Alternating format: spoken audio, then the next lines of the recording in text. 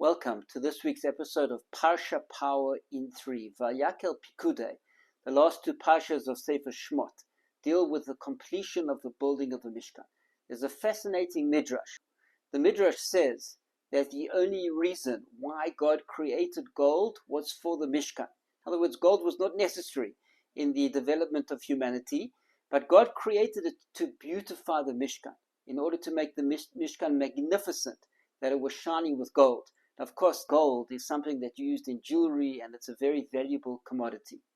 But this principle teaches us something very powerful, that many aspects of creation are entirely given to us by God for the development of a human being spiritually, in order to help us grow and develop and fulfill our great spiritual potential. And of course, one of the most powerful applications of this principle would be with regards to technology. The technology that we see around us, which is absolutely phenomenal. Incredible how far the world has come technologically in the last number of decades. But it's important that as Jews, we use that for the right purposes. So for example, the Avodas said that trains, the travel by train, was developed in order that yeshiva students could go from one place to another and travel long distances in Europe to get to their yeshiva. Beforehand, the mode of transport was horse and carriage. Obviously, that was very difficult and very onerous. And with train transport, it made it much easier.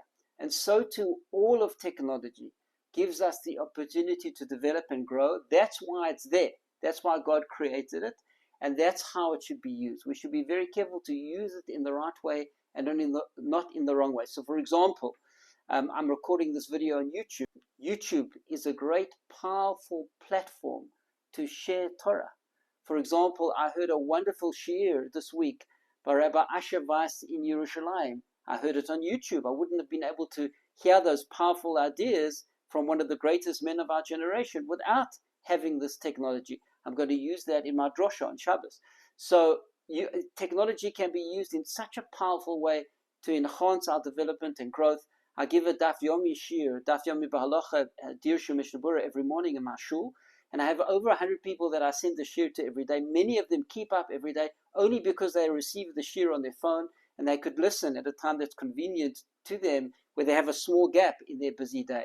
So technology gives us the opportunity to grow tremendously, but of course we could use it in the wrong way.